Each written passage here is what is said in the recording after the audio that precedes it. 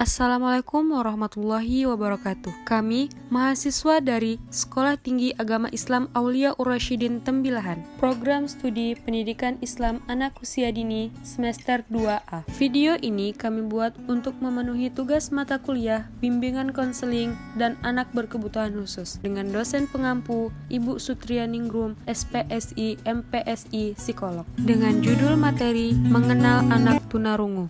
A.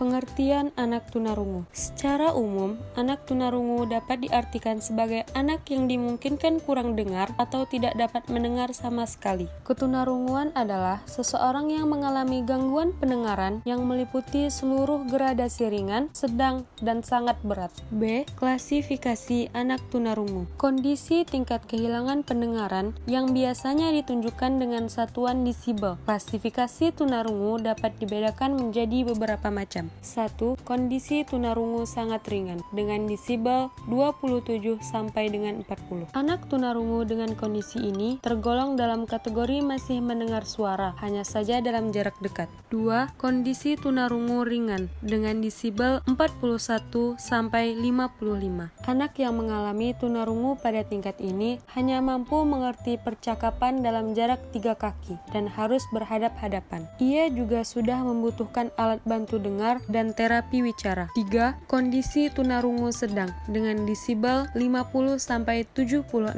Anak pada kondisi ini memerlukan alat bantu dengan sepanjang waktu dan masih bisa berbicara dengan mengandalkan bantuan pendengar. 4. Kondisi tunarungu berat dengan desibel 71 sampai 90. Pada tingkat ini, anak tunarungu tidak dapat belajar berkomunikasi tanpa ada teknik-teknik khusus dan secara edukatif, anak sudah dianggap tuli serta kebutuhan untuk belajar bahasa isyarat sudah dimulai. 5. Kondisi tunarungu parah, ekstrim atau tuli dengan desibel di atas 90. Anak tunarungu dalam tingkatan ini cenderung untuk mengenali suara melalui getaran daripada pola suaranya. Jika dilihat berdasarkan saat terjadinya, maka kondisi tunarungu dapat dibedakan menjadi dua, yaitu kondisi tunarungu prabahasa dan pasca bahasa. Klasifikasi tunarungu didasarkan pada letak anatominya dibedakan menjadi 3 bagian. Pertama, tipe konduktif, yaitu kerusakan telinga bagian luar yang berfungsi sebagai alat pengantar suara. Kedua, tipe sensorineural, yaitu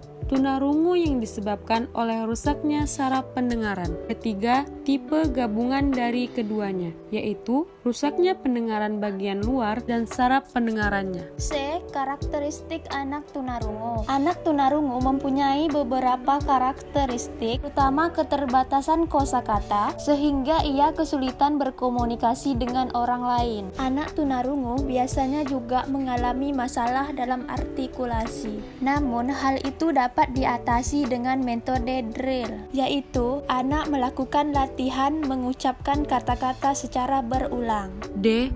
Penyebab terjadinya anak tunarungu. Ketunarunguan dapat terjadi sebelum lahir, prenatal, ketika lahir, natal, dan sesudah lahir, postnatal. Namun, faktor-faktor penyebab tunarungu dapat dibedakan sebagai berikut. Yang pertama, faktor dalam diri anak. Bisa jadi keturunan, ibu yang menderita penyakit campak, atau ibu yang keracunan darah atau toxemia. Yang kedua, faktor luar diri anak, seperti anak mengalami infeksi, meningitis atau radang selaput otak, otitis media, atau bahkan kecelakaan. Selanjutnya, dampak anak tunarungu. Ada 2 bagian penting mengikuti dampak terjadinya hambatan, antara lain 1. Penderita akan mengalami kesulitan dalam menerima segala macam rangsangan atau peristiwa bunyi yang ada di sekitarnya. 2. Penderita mengalami kesulitan dalam memproduksi suara atau bunyi bahasa yang terjadi di sekitarnya. F.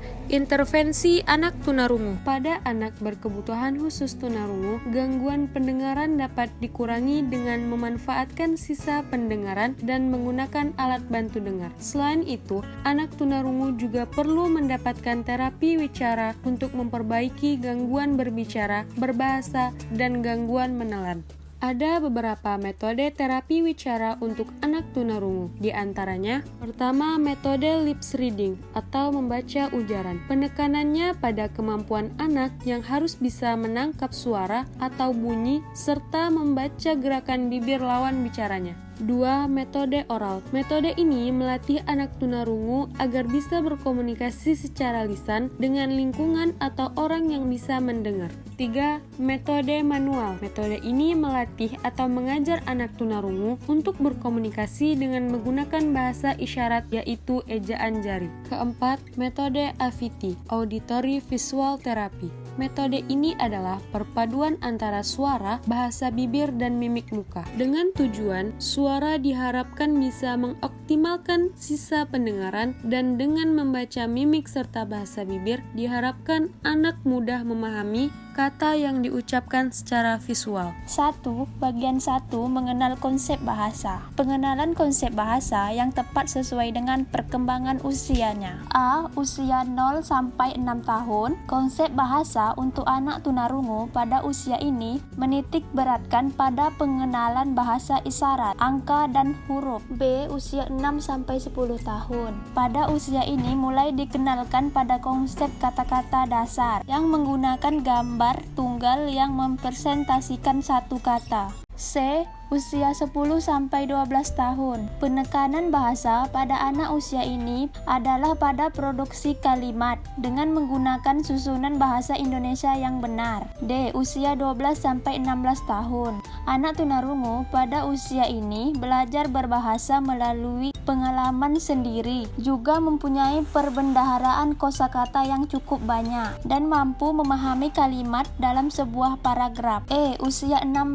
tahun ke atas. Konsep berbahasa pada anak usia ini berkembang dengan pesat dan penambahan hanya perlu ditekankan pada kalimat kiasan. 2. Bagian 2. Mengenal konsep bahasa. Bagi anak tunarungu, gerak tubuhlah yang digunakan sebagai dasar bahasa isyaratnya. Bahasa isyarat yang diberlakukan adalah Sistem Isyarat Bahasa Indonesia atau SIBI. 3. Bagian 3. Mengenal konsep bahasa. Ada 5 hal yang harus diperhatikan dalam mengenalkan kata bagi anak tunarungu, yaitu bentuk, garis, tekstur, warna, dan gambar. 4. Bagian 4. Mengenal konsep bahasa. Batasan atau aturan dalam menerjemahkan bahasa Indonesia ke dalam gambar. Antara lain, A. Harus mempunyai ciri khusus. B. Tidak menggunakan awalan, sisipan, dan imbuhan. C. Menggambarkan kata yang tidak ada bentuknya sesuai dengan maknanya. D. Menggunakan gambar pada kata yang sulit untuk digambarkan dalam bentuk tertentu. G. Model pelayanan pendidikan anak tunarungu. Berikut adalah beberapa media pembelajaran yang bisa digunakan anak tunarungu. Yang pertama, media stimulasi visual. Kedua, cermin artikulasi. Ketiga,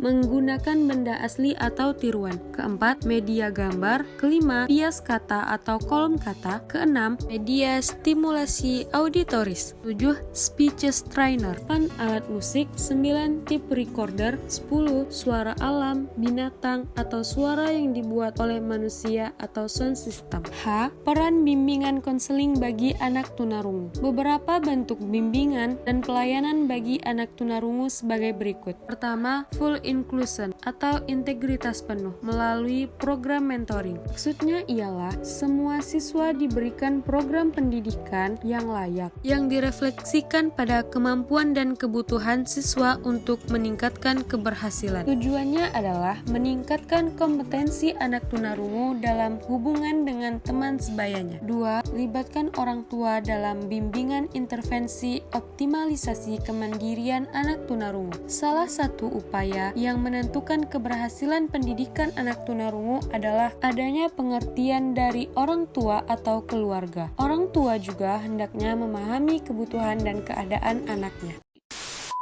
Sekian video presentasi dari kami kelompok 2. Saya Sri Maulidea dan rekan saya Ayu Yuhani pamit undur diri. Assalamualaikum warahmatullahi wabarakatuh. Thank you for watching guys.